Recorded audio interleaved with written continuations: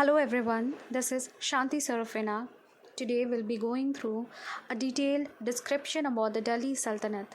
In this, we'll see about the different dynasties which ruled throughout the Delhi Sultanate and the important rulers and the various implementation and works which had made the Delhi Sultanate as one of the most remarkable one. 962 ईस्वी में दक्षिण Asia के हिंदू और बौद्ध साम्राज्यों के ऊपर मुस्लिम सेना द्वारा, जो कि फ़ारस और मध्य एशिया से आए थे, व्यापक स्तर पर हमले होने लगे। इनमें से महमूद गज़नवी ने हिंदू नदी के पूर्व में तथा यमुना नदी के पश्चिम में बसे साम्राज्यों को 997 ईस्वी से 1030 ईस्वी तक 17 बार लूटा। महमूद गज़नवी ने लूट तो बहुत ही की, मगर वह अपने साम्राज्य को पश्चिम पंजाब तक ही बढ़ा सका। महमूद गज़नवी के बाद भी मुस्लिम सरदारों ने पश्चिम और उत्तर भारत को लूटना जारी रखा, परंतु वो भारत में स्थायी इस्लामिक शासन स्थापित ना कर सके। इसके बाद गौर वंश के सुल्तान मोहम्मद गौरी ने उत्तर भारत पर योजनाबद्ध तरीके से हमले करना आरंभ किया। उसने अपने उद्देश्य के तहत इस्लामिक शासन को बढ़ावा शुरू किया। गौरी एक सुन्नी मुसलमान था जिसने अपने साम्राज्य को पूर्वी सिंधु नदी तक बढ़ाया और सल्तनत काल की नींव डाली। कुछ ऐतिहासिक ग्रंथों में सल्तनत काल को 1192 से 1526 यानी कि 334 वर्ष तक का बताया गया है। 1206 में गौरी की हत्या सिया मुसलमानों की सह पर हिंदू खोखरों द्वारा कर दी गई। गौरी की हत्या के बाद उसने एक तुर्क गुलाम या मामलुक कुतुबुद्दीन ऐबक, जो कि उसका गुलाम था, उन्होंने सत्ता संभाली और वो दिल्ली का पहला सुल्तान बना और इस तरह शुरू होता है भारत में दिल्ली सल्तनत का काल। दिल्ली सल्तनत या सल्तनत हिंद या सल्तनत दिल्ली 1206 से 1526 तक भारत पर शासन करने वाले 5 वंश के सुल्तानों के शासनकाल को कहा जाता है। दिल्ली सल्तनत पर राज 5 वंशों में 4 वंश मूल रूप से तुर्की थे, जबकि अंतिम वंश अफ़गान था। ये 5 वंश गुलाम वंश, खिलजी वंश, तुगलक वंश, सैयद वंश तथा लोदी वंश है। मोहम्मद गौरी का गुलाम कुतुबुद्दीन ऐबक इस वंश का पहला सुल्तान था।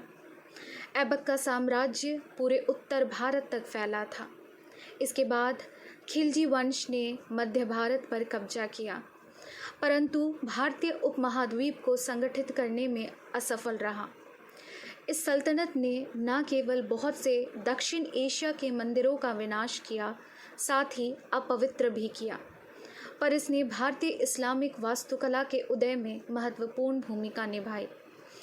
दिल्ली सल्तनत मुस्लिम इतिहास के कुछ कालखंडों में है जहां किसी महिला ने सत्ता संभाली।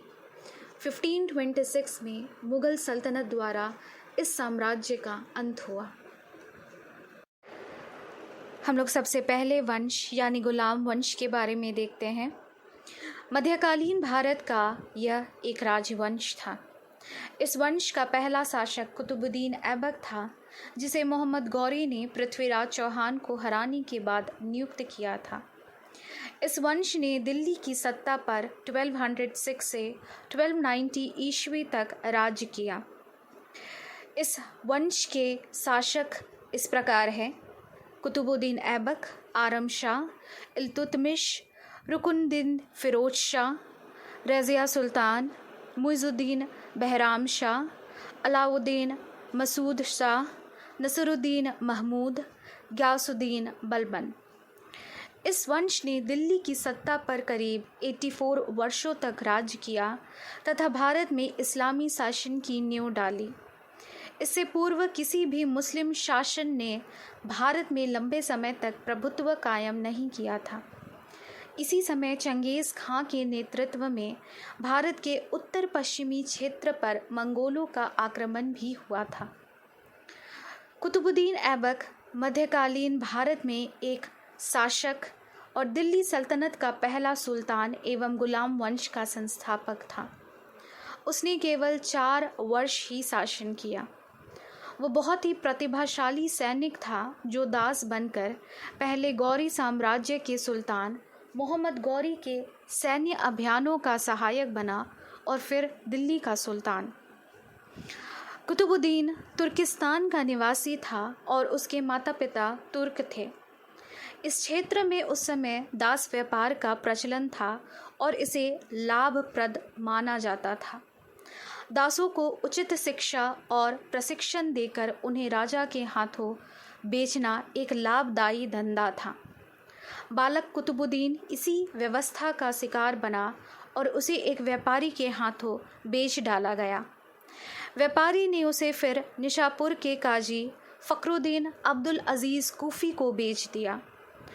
अब्दुल अज़ीज़ ने बालक कुतुब को अपने पुत्र के साथ सैन्य और धार्मिक प्रशिक्षण दिया, पर अब्दुल अज़ीज़ की मृत्यु के बाद उसके पुत्रों ने उसे फिर से बेच दिया और अंततः उसे मोहम्मद गौरी ने खरीद लिया।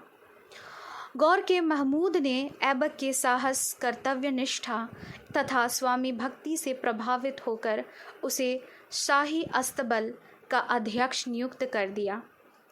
यह एक सम्मानित पद था और उसे सैन्य अभियानों में भाग लेने का अवसर मिला।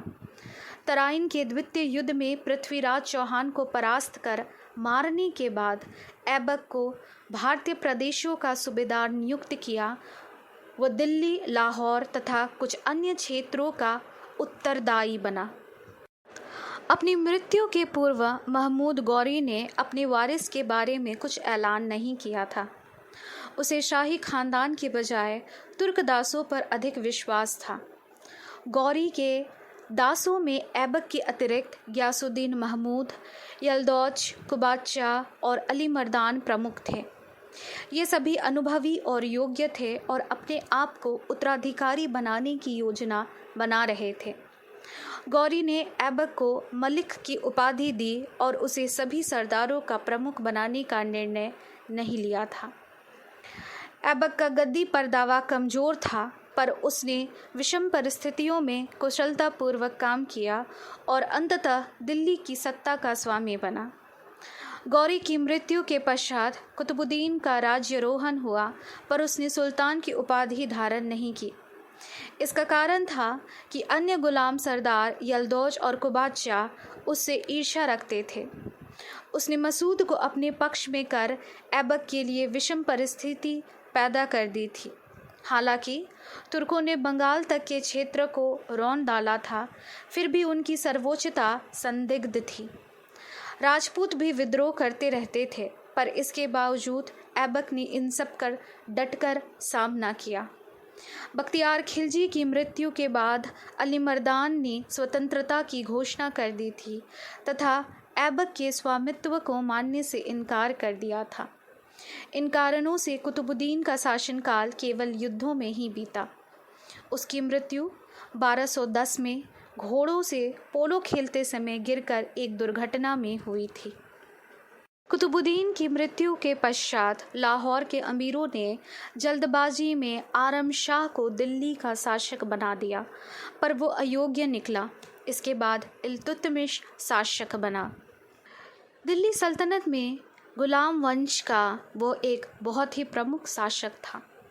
वंश के संस्थापक ऐबक के बाद वो उन शासकों में से था जिसने दिल्ली सल्तनत की नींव मजबूत हुई। वो ऐबक का दामाद भी था।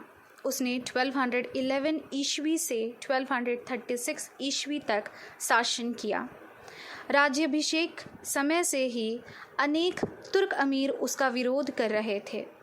खोखरों के विरुद्ध इल्तुतमिश की कार्यकुशलता से प्रभावित होकर मोहम्मद गौरी ने उसे अमीरुल उमरा नामक महत्वपूर्ण पद दिया था।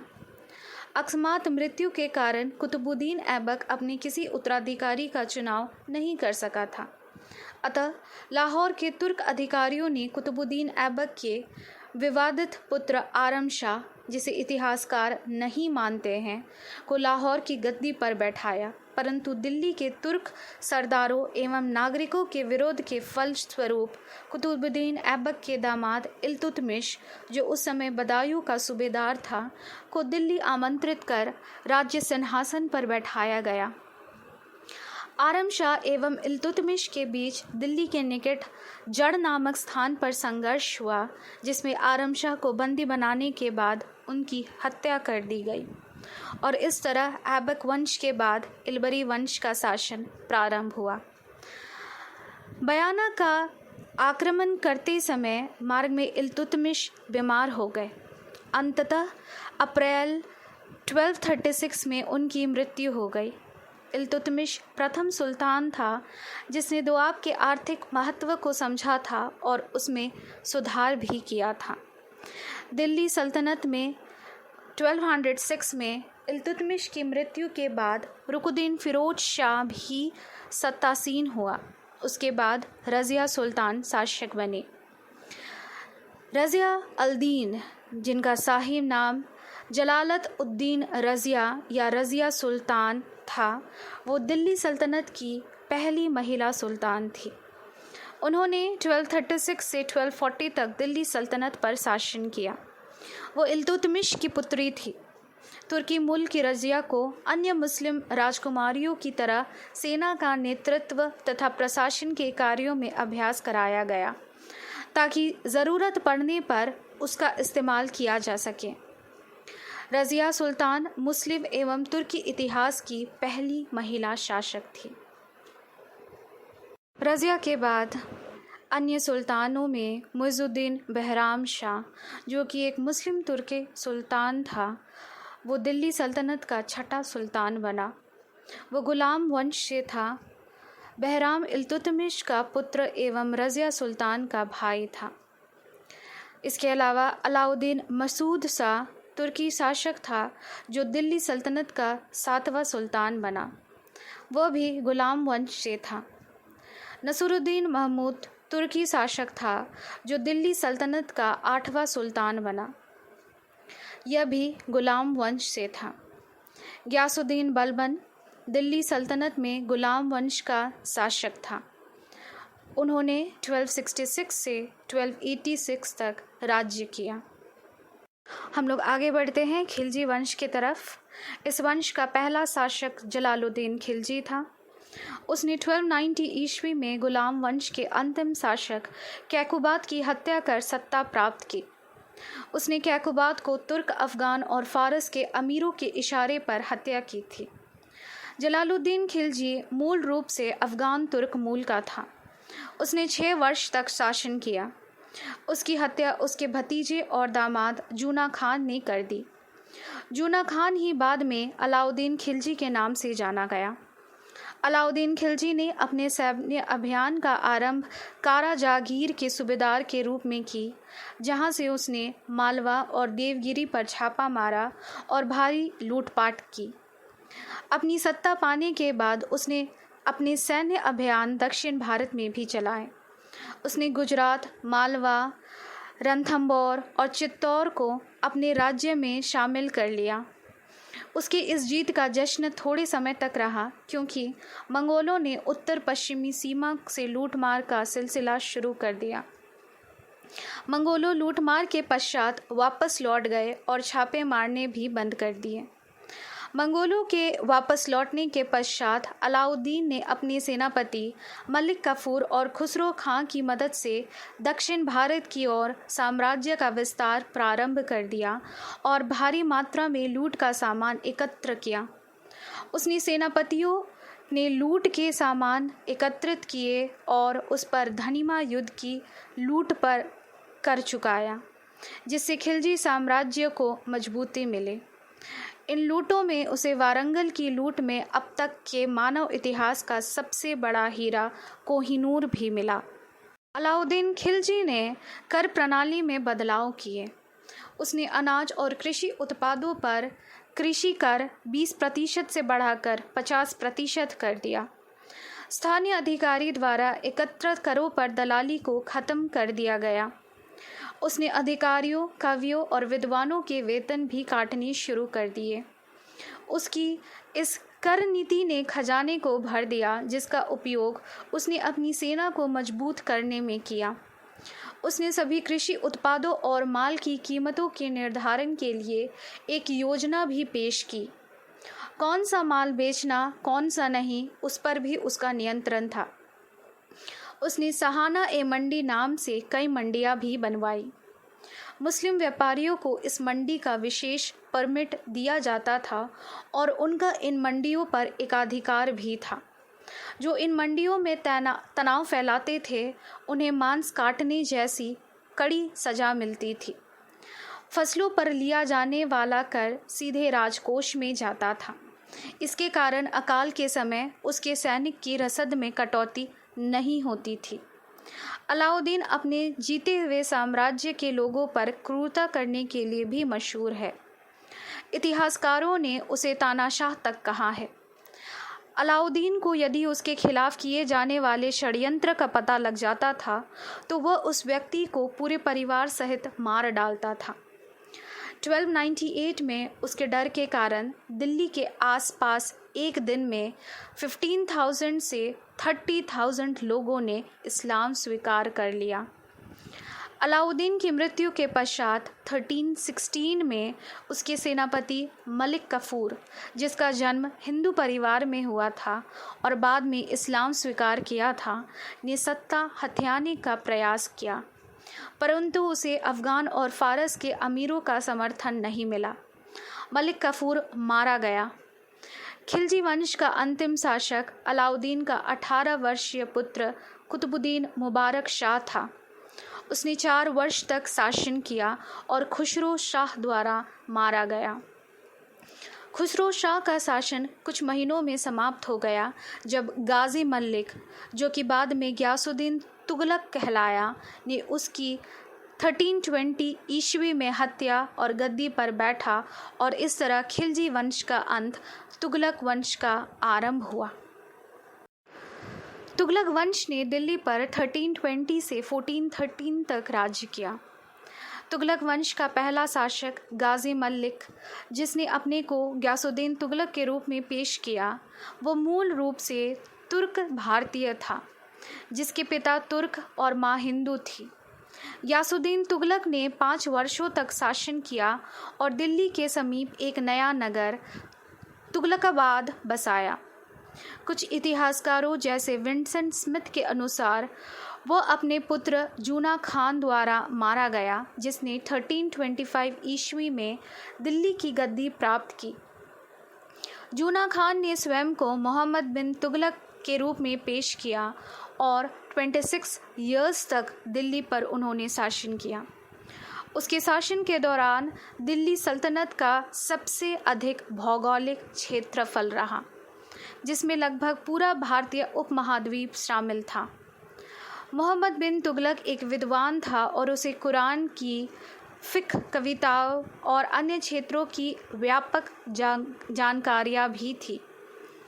वह अपने नाती रिश्तेदारों, वज़ीरों पर हमेशा संदेह करता था, अपने हर शत्रु को गंभीरता से लेता था तथा कई ऐसे निर्णय किए जिससे आर्थिक क्षेत्र में उथल पुथल हो गया। उदाहरण के लिए उसने चांदी के सिक्कों के स्थान पर तांबे के सिक्कों को ढलवाने का आदेश दिया। ये निर्णय असफल साबित हुआ क्योंकि लोगों ने अपने घरों में जाली सिक्कों को ढालना शुरू कर दिया और उससे अपना जजिया कर चुकाने लगे। एक अन्य निर्णय के तहत उसने अपनी राजधानी दिल्ली से महाराष्ट्र के देवगिरी, इसका नाम बदलकर उसने दौलताबाद रख दिया था, स्थानांतरित कर दिया गया तथा दिल्ली के लोगों को दौलताबाद स्थानांतरित होने के लिए जबरन दबाव डाला। जो स्थानांतरित हुए उनकी मार्ग में ही मृत्यु हो गई। राजधानी स्थानांतरित करने का निर्णय गलत साबित हुआ क्योंकि दौलताबाद एक शुष्क स्थान था, जिसके कारण वहां पर जनसंख्या के अनुसार पीने का पानी बहुत कम उपलब्ध था। राजधानी को फिर से दिल्ली स्थानांतरित किया गया। फिर भी मोहम्मद बिन तुगलक के इस आदेश के कारण बड़ी संख्या में आए दिल्ली के मुसलमान दिल्ली वापस नहीं लौटे। मुस्लिमों के दिल्ली छोड़कर दक्कन जाने के कारण भारत के मध्य और दक्षिणी भागों में मुस्लिम जनसंख्या काफ़ी बढ़ गई। मोहम्मद बिन तुगलक के इस फैसले के कारण दक्कन क्षेत्र के कई हिंदू और जैन मंदिर तोड़ दिए गए या उन्हें अपवित्र किया गया। मोहम्मद बिन तुगलक के खिलाफ 1327 ईस्वी में विरोध प्रारंभ हो गए। ये लगातार जारी रहे, जिसके कारण उसके सल्तनत का भौगोलिक क्षेत्रफल सिकुड़ता चला गया। दक्षिण में विजयनगर साम्राज्य का उदय हुआ, जो कि दिल्ली सल्तनत द्वारा होने वाले आक्रमणों का मजबूती से प्रतिकार करने लगा। 1337 में मोहम्मद बिन तुगलक ने चीन पर आक्रमण करने का आदेश दिया और अपनी सेनाओं को हिमालय पर्वत से गुजरने का आदेश दिया। इस यात्रा में कुछ ही सैनिक जीवित बच पाए। जीवित बचकर लौटने वाले असफल होकर लौटे। उसके राज्य में 1329 से 32 के दौरान उसके द्वारा तांबे के सिक्के चलाए जाने के निर्णय के कारण राजस्व को भारी क्षति हुई। उसने इस क्षति को पूर्ण करने के लिए करों में भारी वृद्धि की। 1338 में उसने अपने भतीजे ने मालवा में बगावत कर दी, जिस पर उसने हमला किया और उसकी खाल उतार दी। 1339 से पूर्वी भागों में मुस्लिम सूबेदारों ने और दक्षिणी भागों में हिंदू राजाओं ने बगावत का झंडा बुलंद किया और दिल्ली सल्तनत से अपने को स्वतंत्र घोषित कर दिया। मोहम्मद बिन तुगलक के पास इन बगावतों से निपटने के लिए आवश्यक संसाधन नहीं थे, जिससे उसका साम्राज्य सिकुड़ता गया। इतिहासकार वाल्फोर्ड ने लिखा है कि मोहम्मद बिन तुगलक के शासन के दौरान भारत को सर्वाधिक अकाल झेलने पड़े। जब उसने ताम्र धातुओं के सिक्के का परीक्षण किया, 1347 में ज्योति खंड के गण कुंडार पर आक्रमण कर खंगार राजा मानसिंह पर विजय प्राप्त की। मानसिंह खंगार की रानी और राजकुमारी केसरदेई ने जौहर कर दिया।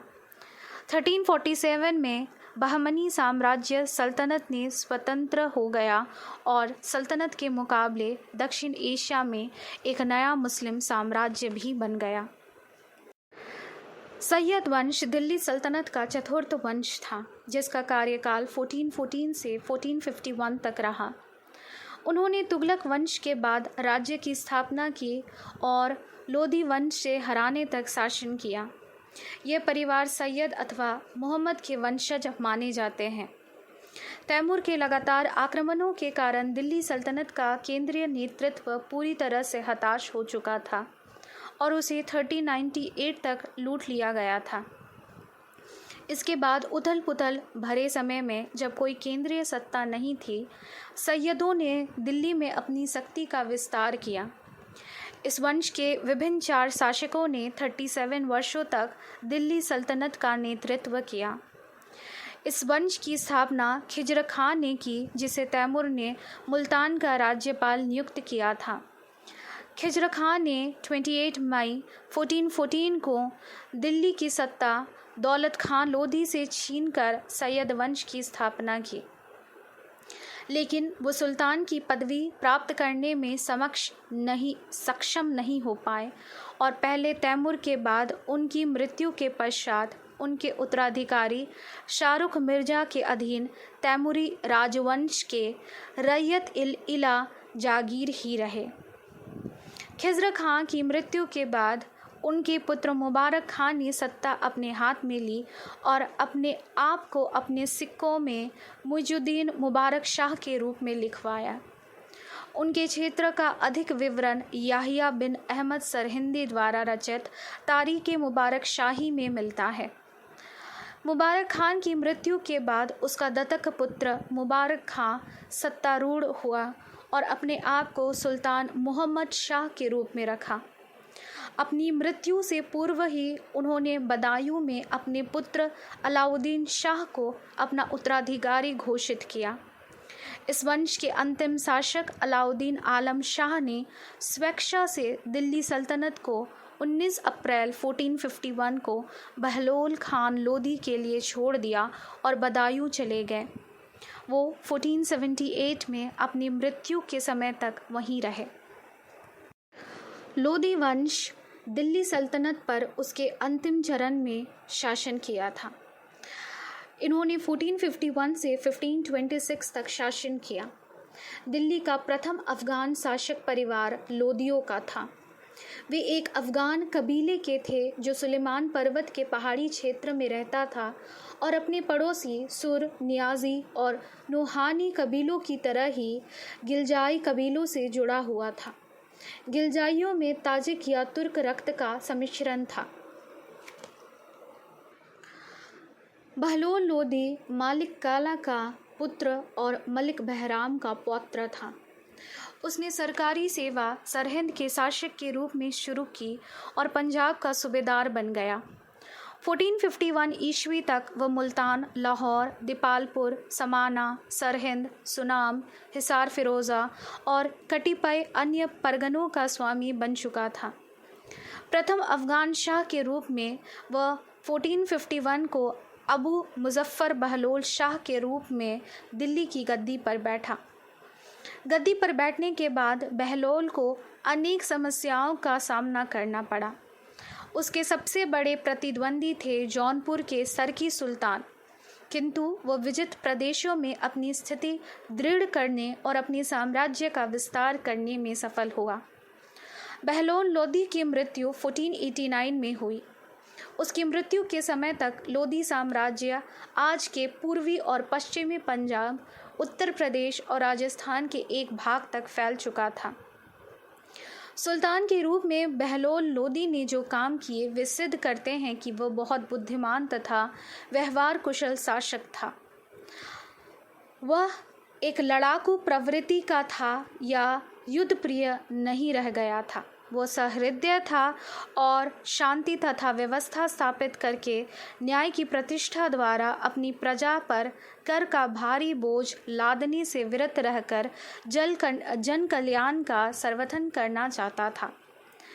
बहलोल लोदी का पुत्र निज़ाम खां उसकी हिंदू पत्नी तथा स्वर्णकार पुत्री हेमा के गर्भ से उत्पन्न हुआ था। 17 जुलाई 1489 को सुल्तान सिकंदर शाह की उपाधि धारण करके दिल्ली के सिंहासन पर वो बैठा। अपने पिता से प्राप्त राज्य में सिकंदर लोदी ने वियाना, बिहार, तिरहट, धौलपुर, मंदरैल, अवरतगढ़, शिवपुर, नारवार, चंदेरी और नागढ़ के क्षेत्र भी मिलाए। सरकी शासकों की शक्ति उसने एकदम नष्ट कर दी। ग्वालियर राज्य को बहुत कमज़ोर बना दिया और मालवा का राज्य तोड़ दिया, किंतु नीतिकुशल, रणकुशल, कूटनीतिज्ञ और जननायक के रूप में सिकंदर लोदी अपने पिता बहलोल लोदी की तुलना में टिक नहीं पाया। सिकंदर लोदी 21 नवंबर 1517 को मारा गया। गद्दी के लिए उसके दोनों पुत्र इब्राहिम और जलाल में झगड़ा हुआ। अंततः साम्राज्य 2 भागों में बट गया, किंतु इब्राहिम ने बटा हुआ दूसरा भाग भी छीन लिया और लोदी साम्राज्य का एकाधिकारी बन गया। जलाल 1518 में मौत के घाट उतार दिया गया। लोदी वंश का आखिरी शासक इब्राहिम लोदी उत्तर भारत के एकीकरण का काम और भी आगे बढ़ाने के लिए व्यग्र था।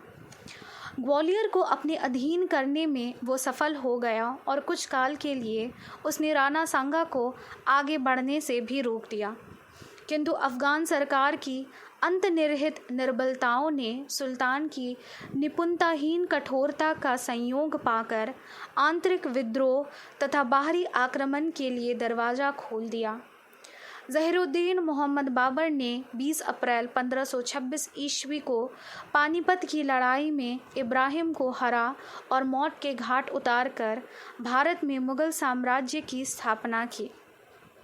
इस प्रकार मुग़लों के पूर्व के शाही वंशों में तुगलकों को छोड़कर उनका वंश सबसे लंबा था। दिल्ली के लोदी सुल्तानों ने नए वंश की स्थापना ही नहीं की, किंतु उन्होंने सुल्तान सारी की परंपराओं में कुछ परिवर्तन भी किए। हालांकि उनकी सरकार का आम ढांचा भी मुख्यतः वैसा ही था जैसे भारत में पिछले 250 वर्षों के तुर्क शासन में निर्मित हुआ। हिंदुओं के साथ व्यवहार में वे अपने पूर्ववर्तियों से कहीं अधिक उदार थे और उन्होंने अपने आचरण का आधार धर्म के बजाय राजनीति को बनाया। फलस्वरूप उनके शासन का मूल बहुत गहराई तक जा चुका था। लोदियों ने हिंदू मुस्लिम सद्भाव का जो बीजारोपण किया वो मुगल शासन में खूब फलदायी हुआ। So this is the detailed information about the different dynasties and the different rulers of the Delhi Sultanate. Thank you.